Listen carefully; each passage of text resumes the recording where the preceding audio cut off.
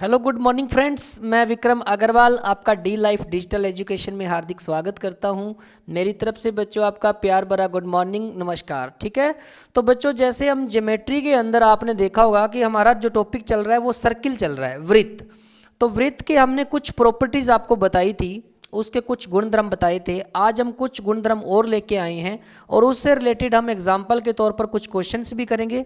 तो ज़्यादा समय ना लेते हुए हम चलते हैं क्लास में। आप जल्दी से एनर्जी के साथ जुड़ जाइए। तो बच्चों जैसे आपने देखा था कि हमने कुछ प्रॉपर्टी तो इनके बारे में देखी थी। अब आज की जो प्रॉपर्टी बहुत ही इंपॉर्टेंट है, तो थोड़ा सा आप दिमाग से क्वेश्चन करिएगा साथ साथ में, ठीक है ना।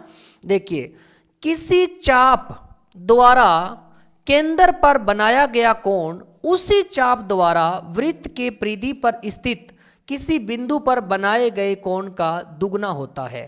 बेटा मैं आपको एक चीज बताता हूं, ये जो आपका है ये वृत्त की परिधि है, जो आपका ये सर्किल है इसको हम क्या बोलते हैं, वृत्त की परिधि बोलते हैं। ठीक है ना, जो ये चक्कर लगा हुआ है तो ये होता है सरकमफेरेंस, वृत्त की परिधि। अब क्या बोलता है कि किसी चाप द्वारा, ये बेटा इसका केंद्र है, ये केंद्र है, ठीक है ना। अगर मैं यहां से एक बात करता हूं कि किसी चाप द्वारा केंद्र पर बनाया कोण, तो एक तो आपका यहां से चाप जो है वो कहां से स्टार्ट हो रही है, यहां से, तो ये केंद्र पर कोण बनेगा, ठीक है। और उसी चाप द्वारा किसी वृत्त की परिधि पर कहीं भी अगर हम लाइन खींचते हैं तो वो उसके द्वारा बनाया गया कोण उससे ये डबल होता है। कहने का मतलब क्या है कि अगर ये O आपका वृत्त का केंद्र है तो मैं यहां से कोण क्या कहूंगा, मेरा जो कोण AOB है, AOB कौन सा है, AOB मतलब ये कोण केंद्र वाला कोण, तो वो डबल होगा किसका, ACB का, इस कोण का डबल होगा। तो अगर मैं ये बात कहूं आपसे कि ये अगर आपका कोण मान लो कि 40 डिग्री है तो ये कितना होगा बेटा, 80 डिग्री। इसका ये डबल होता है और इसका ये हाफ होता है। 80 का आधा कितना हो गया, 40, और ये 40 का डबल यहां पर कितना हो गया, 80। तो ये प्रॉपर्टी आपको बहुत ही ज़्यादा अच्छे से ध्यान में देना है। तो आप भी इसको बनाइए। देखिए ध्यान रखना कि एक ही चाप से बना होना चाहिए। पहले आपकी परिधि से यहां पर एक रेखा खींची मैंने जो आपकी केंद्र पर, तो केंद्र पर यह कोण बन रहा था और उसी चाप द्वारा वृत्त की कहीं भी परिधि पर, जरूरी नहीं है कि यहां पर बने, यहां पर भी बन सकता है, ठीक है ना। मान लो कि अगर मेरा ये वृत्त का, ये वृत्त है, ठीक है ना, ये वृत्त है और इसका ये केंद्र है, तो मेरा कोई चाप ये है और ये मैंने बना दिया केंद्र पर कोण, बन गया ना। और उसी का अगर मैं यहां पर बात करता हूं तो कहीं भी आप उसको टच करिए और उसी से मिला दीजिए, तो ये भी कोण आपका क्या होगा बेटा, इसका आधा होगा। अगर ये 30 डिग्री होगा तो ये क्या होगा, 60 डिग्री। तो उसने यही बोला है कि कोण AOB जो है वो डबल होगा किसका, ACB का। इस प्रॉपर्टी पर बहुत सारे क्वेश्चन पूछे जाते हैं, तो आपको ये ध्यान रखना है, ठीक है ना, ये आपको ध्यान रखना है। तो इस प्रॉपर्टी को आप नोट कर लीजिए। नेक्स्ट,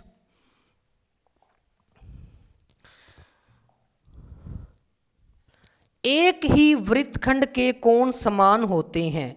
इसका मतलब क्या हुआ, एक ही वृत्तखंड के कोण समान होते हैं। बेटा ये देखिए, अगर मैं जैसे अभी एक प्रॉपर्टी मैंने बताई थी कि एक ही चाप पर अगर मैं यहां से यहां मिलाता हूं तो ये कोण, और उसी चाप से कोई और बनाते हैं वृत्त की परिधि पर, तो ये एंगल भी आपका क्या होगा, बराबर होगा।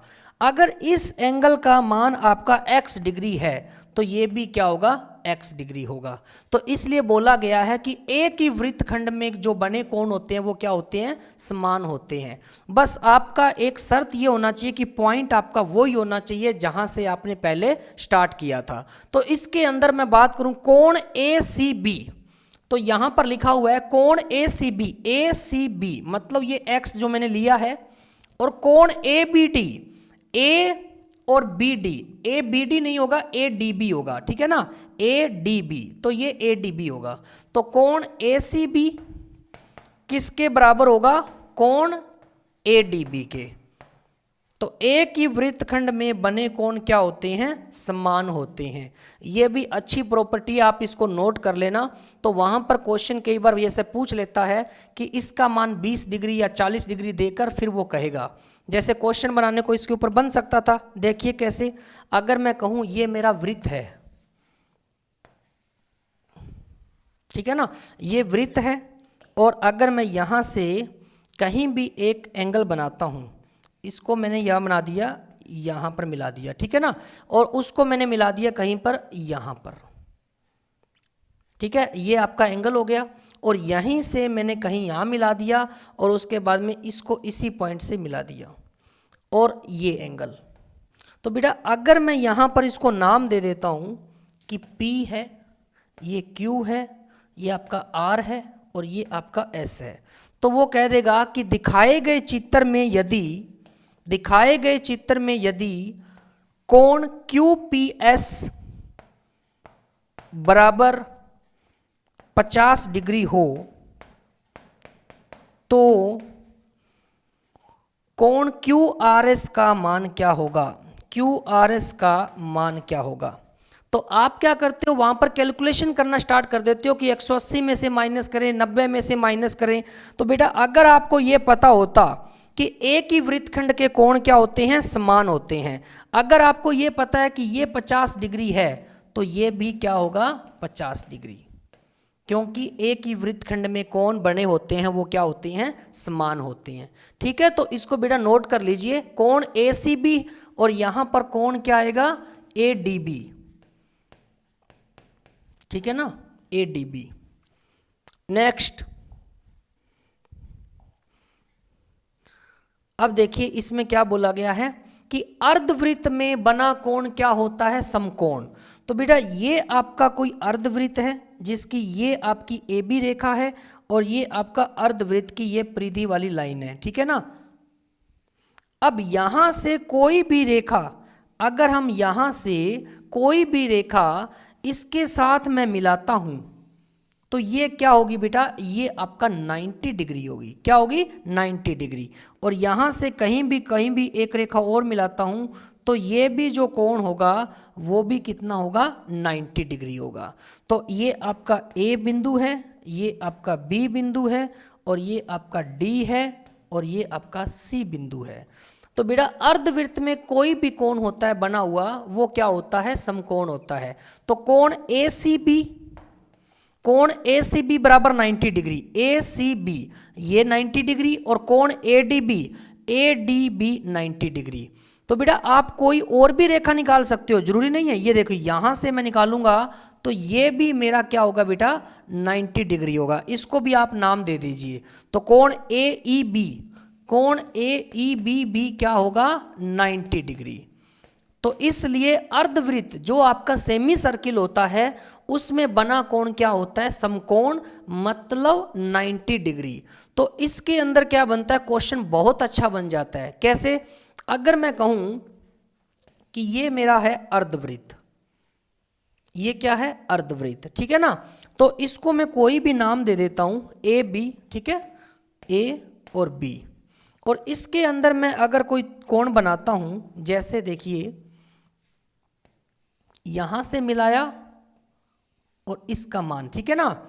और बेटा मैं कह दूं कि क्वेश्चन जो बनाया गया है, दिखाए गए चित्र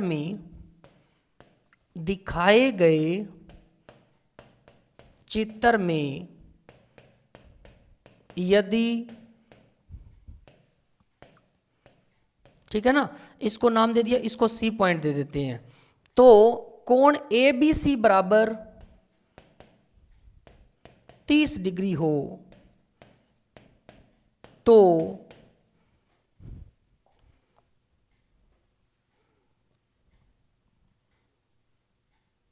ये दिया हुआ है। अब आपसे कोण वो पूछ रहा है, तो कोण CAB का मान क्या होगा, ये क्वेश्चन इसने दे दिया, ठीक है ना। तो सबसे बड़ी बात है कि अर्धवृत्त में बना कोण क्या होता है, समकोण। तो बेटा सबसे पहले अगर मैं ये देखूं कि ये तो मेरा होगा 90 डिग्री, कितना, 90 डिग्री। और एक कोण उसने दे दिया ABC कितना, 30 डिग्री। तो 90 प्लस 30 120, और त्रिभुज के तीनों कोणों का जोड़ कितना होता है 180। तो बेटा यहां से कोण CAB हमारा क्या निकल के आएगा 180 माइनस, और कितना जोड़ दूं 90 प्लस 30, तो 180 माइनस 120, तो आपका कोण कितना आ जाएगा 60 डिग्री। तो इस प्रकार से क्वेश्चन पूछा जाता है इस प्रॉपर्टी पर। तो आपको जब पता होगा कि अर्धवृत्त में बना कोण क्या होता है समकोण, अगर ये चीज पता लग गई तो उसके बाद में एक एंगल हमें पता है 90 डिग्री, एक एंगल उसने दे दिया 30 डिग्री का, और फिर त्रिभुज के तीनों कोणों का जोड़ कितना होता है 180।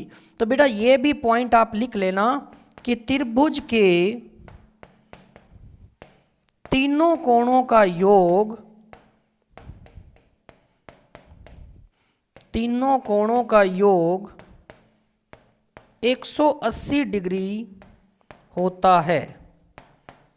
ठीक है ना, तभी तो आपने क्या किया है 180 में से ये एंगल माइनस किए 90 और 30, तो 180 माइनस 120 कितने डिग्री का एंगल बच गया 60 डिग्री का। तो यहां पर बेटा आपका जो आंसर है वो आपका क्या आ जाएगा 60 डिग्री, ये आपका आंसर आ जाएगा। ठीक है, तो इसको आप नोट कर लीजिए।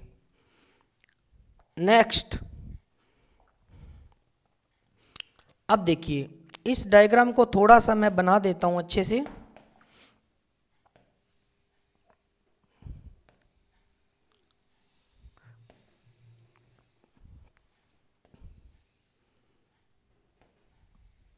तो ये जो सारी रेखाएं हैं ये वृत्त की है जो, ठीक है ना, तो ये बेटा इसको क्या कर रही है आउटर सर्किल से इसको टच कर रही है।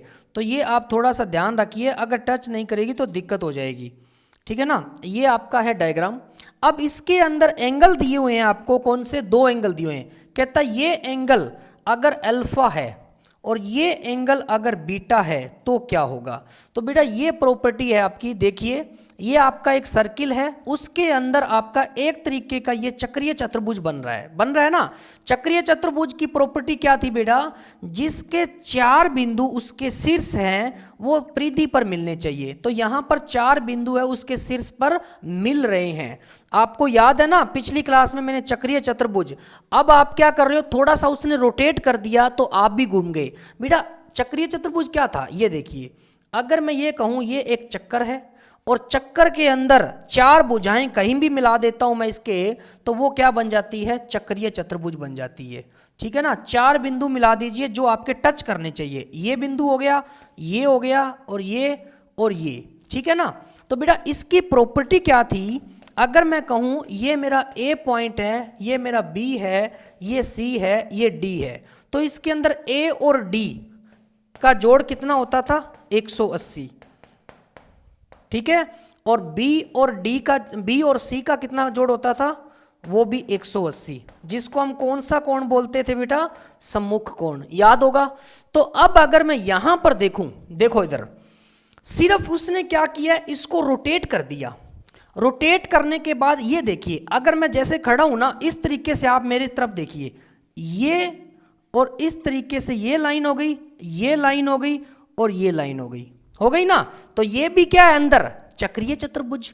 तो बेटा आमने सामने का जो जोड़ होता है वो कितना होता है 180। इसके अंदर देखिए आमने सामने A और D का जोड़ 180। तो यहां पर अगर मैं देखता हूं तो ये और ये आमने सामने है, तो बेटा अल्फा प्लस बीटा कितना हो जाएगा 180। तो किसी जीवा द्वारा दोनों वृत्तखंड में बना कोण संपूरक होता है। संपूरक मतलब बेटा 180 डिग्री। तो अगर मैं दोनों वृत्तखंड की बात करता हूं, ये ऊपर वाला वृत्तखंड हो गया, ये नीचे वाला हो गया, तो इसमें जो कोण बनेगा उनका जोड़ जो होता है वो 180 डिग्री होता है। और एक तरीके से ये बेटा आपका चक्रीय चतुर्भुज है जिसको क्वाड्रिलेटरल बोलते हैं। ठीक है ना, तो ये आप देखिए उसी को इसको रोटेट किया गया है, तो आप इसमें कंफ्यूज मत होइए, इसको नोट कर लीजिए। तो इसमें अल्फा और बीटा का जो है वो कितना आ जाएगा इसके अंदर, वो आपका आंसर आ जाएगा 180। अब अगर मैं इसी के ऊपर थोड़ा सा आपको बताऊं कि वो कैसे क्वेश्चन बना देगा, तो ये मैंने एक बना दिया है सर्किल। ठीक है, और इसके अंदर अगर हम देखें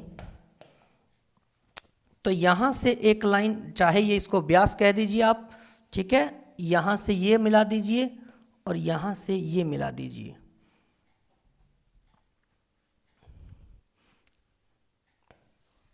बिल्कुल इसके सिरे पे मिलाइए, ठीक है ना। और उसके बाद में आप इसके एक पॉइंट को यहाँ मिला दीजिए और एक पॉइंट को यहाँ मिला दीजिए।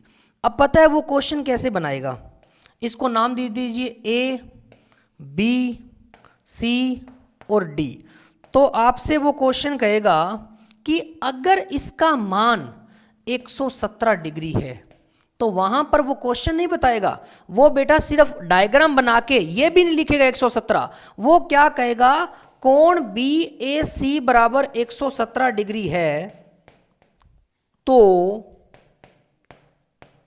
कोण सी डी बी का मान क्या होगा, ये इसका क्वेश्चन होगा डायरेक्ट। तो वहां पर अगर आपको प्रॉपर्टी याद आ गई कि ये एक प्रॉपर्टी होती है कि चक्रीय चतुर्भुज में आमने सामने जो कोण है उनका जोड़ 180 होता है, तो बी ए सी ये आपका 117, तो सी डी बी ये एंगल पूछा है, तो बेटा कोण ये और ये प्लस कोण 117 प्लस कोण सी डी बी बराबर 180 डिग्री। जब इतना पता है तो सी डी बी का मान क्या आ जाएगा, 180 माइनस 117, वो ही आपका आंसर हो जाएगा। तो इसका आंसर कितना आ जाएगा, माइनस कर दीजिए बस।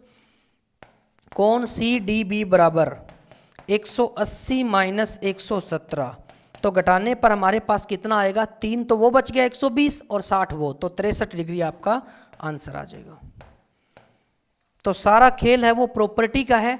अभी मैं आपको प्रॉपर्टी बता रहा हूं विद एग्जांपल, क्वेश्चन लेके बता रहा हूं, फिर आप जब क्वेश्चन करोगे तो कोई दिक्कत नहीं आएगी, ठीक है ना। तो इस प्रॉपर्टी को नोट कर लीजिए। नेक्स्ट, जब दो जीवाएं एक दूसरे को काटती हो, तो जब जीवाएं वृत्त के अंदर एक दूसरे को काटती हो, ठीक है ना, एक दूसरे को काटती हो और अंदर काटती हो, कहने का मतलब ये है। तो बेटा ये आपका क्या है, एक सर्किल है और इसके अंदर दो जीवाएं एक दूसरे को कैसे काटेगी, ये आपकी एक जीवा है ए बी और ये आपकी सी डी क्या है, दूसरी जीवा है, ठीक है ना बेटा। और ये आपका केंद्र नहीं है, अगर ये केंद्र होगा तो बेटा वो व्यास कहलाएगा ना कि जीवा, इसलिए ये केंद्र नहीं है, ठीक है ना। तो यहां पर ये पी पॉइंट उसने गिवन दिया है, ये उसने लिखा हुआ है कि ये पी पॉइंट है, ठीक है, ये ए पॉइंट है, ये आपका डी पॉइंट है और ये आपका बी है और ये आपका सी पॉइंट है। अब ये कहना क्या चाहता है कि वृत्त के एक दूसरे को काटती है, तो बेटा इसके अंदर आपका एक फॉर्मूला होता है, वो क्या फॉर्मूला होता है कि इसकी लंबाई A P into P B और बराबर किसके होता है, C P into P D. ये फॉर्मूला इसमें लिखा नहीं है, मैं आपको बता देता हूं क्या होता है, A P into P B और बराबर में ये लंबाई सी पी इंटू में पी डी, ठीक है ना। इसको आप नोट कर लेना, ठीक है ना। अच्छा ये लिखा हुआ है ना नीचे, A P into B P, A P into B P और C P into D P, यही है सेम। तो इस फॉर्मूले को आप नोट कर लेना। पता है वहां पर वो क्या कहेगा, इसमें टोटल की लंबाई दे देता है वो, और इसमें इसकी और इसकी लंबाई दे देता है, फिर कहेगा पी बी का मान निकालिए। तो जब आपको ये पता होगा तो आप तुरंत इसका आंसर बता दोगे। कैसे कि सर ए पी इतना है, पी बी निकालना है, उसके बाद सी पी दिया हुआ है तो इन दोनों की गुणा इनके भाग में चला जाएगा। मान लो इसमें से बी पी निकालना है तो सिंपल सी बात है, ए पी इसके भाग में चला जाएगा, C P into D P और डिवाइड में क्या आ जाएगा, ए पी।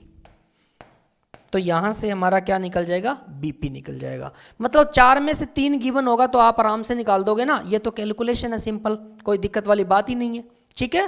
तो इसको भी नोट कर लीजिए। नेक्स्ट, अब आपकी ये सारे इंपॉर्टेंट जो है बेटा, इनके ऊपर क्वेश्चन पूछे ही जाते हैं। जब जीवाएं वृत्त के बाहर एक दूसरे को काटती है, बेटा ये आपकी क्या है, जीवा, ठीक है, और ये बाहर चली गई, तो बाहर जब एक दूसरे को ये काटती है और यहां पर एक पी बिंदु पर मिलती है, ठीक है ना, तो इसके अंदर क्या होता है मैं आपको बता देता हूं कि ये आपका जो पूरा रेखा है एपी, इंटू पीबी, और बराबर में क्या होता है, इसकी पूरी की लंबाई सीपी इंटू डीपी। तो यहां पर ये लिखा हुआ है P A total into BP, और पी सी मतलब टोटल, और पी डी ये। अब इसमें बच्चे गलती क्या करते हैं, फॉर्मूला तो उनको याद रहता नहीं, पूरा तो याद रहता है कि पी ए लेना है, वो बच्चे इंटू में अंदर वाला ले लेते हैं ए बी। तो बेटा ये दिक्कत नहीं होनी चाहिए, बाहर वाला भाग। और वो आपसे क्या करता है, आप याद इस तरीके से करोगे, एग्जाम में वो क्या करता है, उल्टा बना देता है, और आप वहां पर घूम भी जाते हो। जैसे अगर मैं कहूं ये मेरा एक सर्किल है, ठीक है ना, और यहां से अगर मैं कहूं ये मेरी कोई एक जीवा है और ये मेरी दूसरी जीवा है, और ये कोई पी बिंदु पर मिल रही है, ठीक है ना, और मैं यहां से कह दूं ये मेरा ए बिंदु है, ये मेरा बी है, ये मेरा सी है, ये मेरा डी है।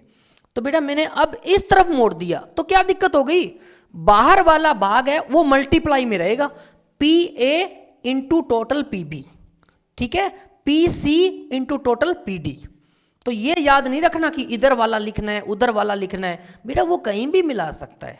तो सिर्फ आपको याद क्या रखना है, पूरा भाग और जो बाहर रहता है उस भाग की गुणा। तो बाहर कौन सा है पीबी, तो यहां पर पीबी आया, बाहर कौन सा है पीडी, तो यहां पर पीडी आया।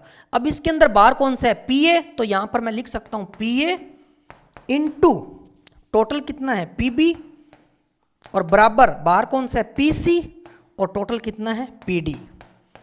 तो क्या दिक्कत है, इसके अंदर कोई दिक्कत ही नहीं है। इसके ऊपर हम क्वेश्चन करेंगे, एग्जाम में 2 क्वेश्चन आते हैं इस प्रॉपर्टी के ऊपर। तो आपको ध्यान रखना है, इस तरफ हो या उस तरफ कोई फर्क नहीं पड़ना चाहिए, बस आपको फॉर्मूला पता होना चाहिए, इसकी प्रॉपर्टी पता होना चाहिए। तो इसको नोट करिए जल्दी से। हाँ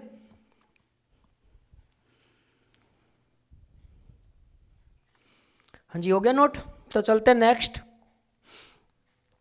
अब देखिए इस प्रॉपर्टी में और उस प्रॉपर्टी में दिन रात का अंतर है, इसको आप एक ही मत समझिए, ठीक है ना। इस प्रॉपर्टी में क्या अंतर है मैं आपको बताता हूं। देखिए उसने क्या बोला है, किसी वृत्त की जीवा को बढ़ाकर प्राप्त बिंदु से स्पर्श रेखा खींची जाए तो क्या होता है। अब बेटा ये देखिए, अगर ये आपको दिख रहा है कि जीवा है और बाहर की तरफ खींची गई है, और ये बेटा जीवा नहीं है अंदर से, ये बाहर से यहां से आपका स्पर्श है, और वो उसी बिंदु पर जाके मिल रही है जिसको हमने बिंदु बताया है पी, ठीक है ना। तो पहले क्या मिल रही थी, 2 जीवा मिल रही थी, अब एक आपकी स्पर्श रेखा है और एक आपकी जीवा को बाहर बढ़ाया गया है, तो इसमें डिफरेंस है, ध्यान रखना, ठीक है। और ये आपका क्या है, सर्किल है, ठीक है।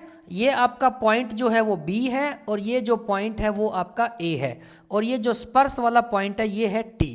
तो बेटा इसके अंदर जो आपकी बनती है वो क्या बनती है, देखिए पीटी जो ये आपकी स्पर्श रेखा इसका स्क्वायर होता है, तो मैं यहां से कहूंगा कि पीटी का स्क्वायर क्या बनता है, इसमें पीटी का स्क्वायर इज इक्वल टू, अब ये पूरा जो है पीए और बाहर वाला क्या है पीबी, तो पीए इंटू पीबी। तो ये आप नोट कर लीजिए, ये आपकी बहुत ही इंपॉर्टेंट प्रॉपर्टी है, ठीक है ना। तो यही लिखा हुआ है पीटी स्क्वायर बराबर पीए इंटू पीबी। तो बेटा आपकी जो स्पर्श रेखा होगी उसका हम स्क्वायर करेंगे, और इसका पूरे का पीए और पीबी इनकी मल्टीप्लाई करेंगे जो इसके बराबर होगी। तो इसके अंदर भी आप ऐसा घुमा सकते हैं जैसा मैंने आपको बताया था। तो इसका हम एक छोटा सा क्वेश्चन कर लेते हैं तो आपको समझ में आ जाएगा।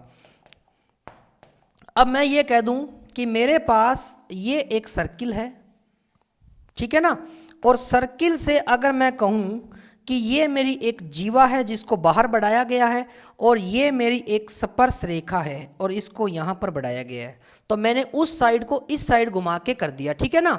अब यहाँ पर मैं कह दूं कि ये मेरा बिंदु है P, ठीक है, ये मेरा बिंदु है A, और ये मेरा बिंदु है B, और ये मेरा जो स्पर्श बिंदु है वो T। तो बेटा यहाँ पर मैं आपको मान दे देता हूँ, साथ में आपका एक क्वेश्चन भी हो जाएगा, ठीक है ना। तो अगर मैं ये कहूँ कि PT का मान जो है वो मेरा है 6 सेंटीमीटर, किसका मान, PT का, 6 नहीं तो 12 ले लो, थोड़ा सा क्वेश्चन अच्छा बन जाएगा। 12 सेंटीमीटर है मेरा PT का मान, ठीक है ना। और यहां से अगर मैं बात करता हूं मेरा जो पूरा PB है, तो मैं इस क्वेश्चन के मान लिख देता हूं कि PT का मान जो है वो 12 सेंटीमीटर है, ठीक है। और जो मेरा आपका PB है वो मेरा है 4 सेंटीमीटर। ये पूरा लिया है तो पूरा आपका ले लो यहाँ से 6 सेंटीमीटर ले लो इसको, 6 सेंटीमीटर, ठीक है ना। अब आपसे वो कहे कि AB का मान क्या होगा, तो बेटा एक बात बताओ, अगर PB आपके पास है और PA अगर होता फिर तो कोई दिक्कत ही नहीं थी। तो यहां से मैं पूछ रहा हूं AB का मान क्या होगा, तो क्वेश्चन बहुत अच्छा बन जाएगा। अब देखिए क्या करना है हमें, PT का स्क्वायर 12 का स्क्वायर कितना होता है 144 इज इक्वल टू, तो पूरा कितना है PA वो 6 है, इनटू PA निकाल लीजिए, तो PA बराबर क्या आ जाएगा 144 भाग 6, ठीक है ना। तो 6 दूनी 12, 2 6 चौका 24, PA जो है वो 24 आ गया।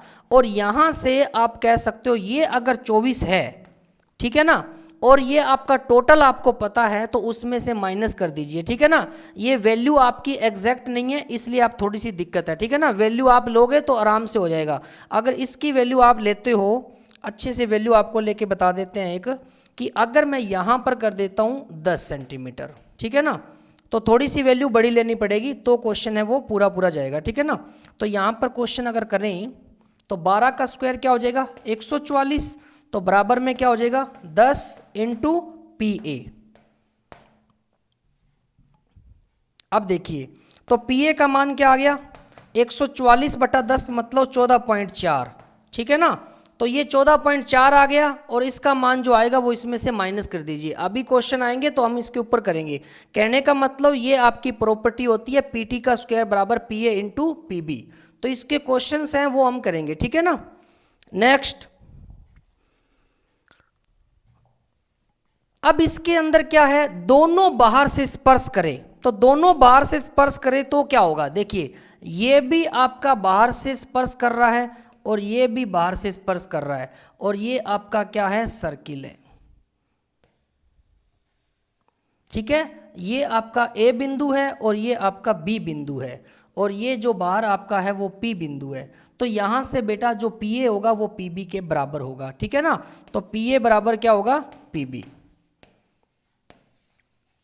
तो PA जितना होगा वही PB होगा, ठीक है ना, क्योंकि ये कॉमन टेंजेंट पॉइंट है, इसका भी एक कॉमन टेंजेंट पॉइंट है, तो जितना PA होगा उतना ही PB होगा, ये भी आप नोट कर लीजिए।